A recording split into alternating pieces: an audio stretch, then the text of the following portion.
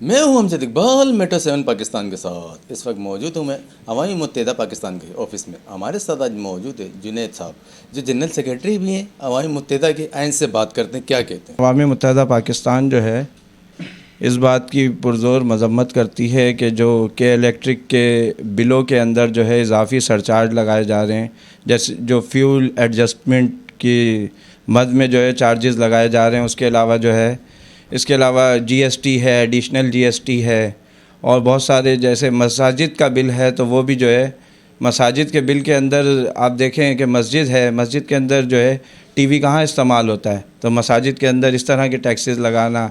Residential area है, commercial area है और जो है कारखाना है, इनके बिलों को जो है एक पोल से एक ट्रांसफार्मर से बिजली दी जाती है, तो कमर्शियल के अंदर जो है इसमें इतना इजाफा क्यों कि कमर्शियल जो है ना 50 रुपये यूनिट पे पहुंच जाए। 100 यूनिट के बाद इनका अलग जो है एक इन्होंने तरीका मुतय्यन किया हुआ है, 100 यूनिट के बिल ये होंगे, 200 यूनिट पे हो तो इसका यूनिट का चार्ज अलग हो जाता है। ये के इलेक्ट्रिक जो है ये एक माफिया बन चुकी है, प्राइवेट इदारा है। और जैसे जो है वो मशहूर समाजी रहनुमा ज़फ़र अब्बास जाफ़री जो है वो कहते हैं अक्सर बेशतर कि ये जो है ये कराची के लोगों की कातिल भी है। उन पे बेशुमार FIR इस सिलसिले में हो गई कि जो है उन्होंने आवाज़ उठाई कि गुज़श्ता बारिशों में जैसे आप देखते थे कि जगह जगह जो है वो पानी भरा हुआ होता था, कि इलेक्ट्रिक की तार गिर गई और उसमें जो है लोग जो है बेचारे मर के, किसी घर का जो है एक नौजवान होता था वो बेचारा जो है उसी के अंदर जो है ना मर गया, पानी के अंदर करंट बह रहा है और करंट के अंदर वो जाके बेचारा जो है ना उसकी जान जोखिम में चली गई, कोई मर गया, कोई जो है माजूर हो गया।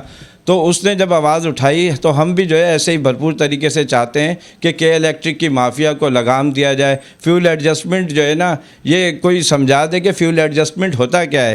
कि एक शख्स जो है उसने ख़रीदारी कर ली और ख़रीदारी करने के बाद इम्तियाज़ सुपर स्टोर से उसने 5000 की ख़रीदारी की और इम्तियाज़ सुपर स्टोर वाले जो है ना उसके घर पर जो है ना 2 महीने बाद जो है ना बोलें भाई ये जो है ना अब चीज़ जो है ना महंगी आ रही है, तो हम आपसे पिछले जो आपने 2 महीने पहले ख़रीदारी की थी अप्रैल के महीने में, अगस्त के महीने में आप जो है ना अब उसका हिसाब हमें दे दें कि भाई ये जो है ना फ्यूल एडजस्टमेंट है। ये कहाँ का इंसाफ है। सर हम तो अवामी मुत्तहिदा पाकिस्तान तो सबसे पहली बात यह है कि वो पार्टी ही गरीबों की है, वो कोई जागीरदारों की पार्टी है नहीं कि रोडों पे नहीं निकल रही। अल्हम्दुलिल्लाह हम लोग ग्राउंड पर हैं और इस मसाइल को जो है वो उभार रहे हैं। लेकिन अब के इलेक्ट्रिक एक माफिया बन गया है, जो मैं समझता हूँ हमारी हुकूमती के जितने इदारे हैं उनके भी कंट्रोल से बाहर हो चुका है। अब हुकूमत में के बस में नहीं है कि इलेक्ट्रिक को कंट्रोल करें। और बाकी जहाँ तक के इलेक्ट्रिक की बात है, के इलेक्ट्रिक आवाम को हमेशा से इसी तरीके से ज़लील व ख्वार करती रही है।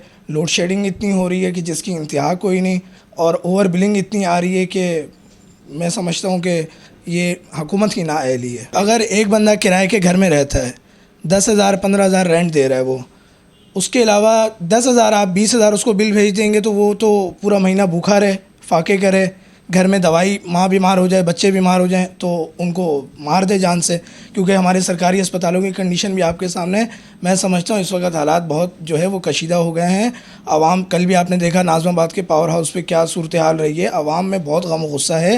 हुकूमत अगर इस वक्त कंट्रोल नहीं करेगी, के इलेक्ट्रिक को लगाम नहीं देगी, तो मैं समझता हूँ हालात बहुत ख़तरनाक हो जाएंगे और इसका खमियाजा भुगतना पड़ेगा इस हुकूमत को। हुकूमत को चाहिए कि अवाम के इशूज़ पर फौरी तौर पर आए, अपनी सियासत और अयाशियाँ छोड़ दे, इधर उधर के दौरे छोड़े, पहले जो मुल्क के हालात हैं उनको बेहतर बनाए। उम्दा में पकाएं और जी भर के खाएं।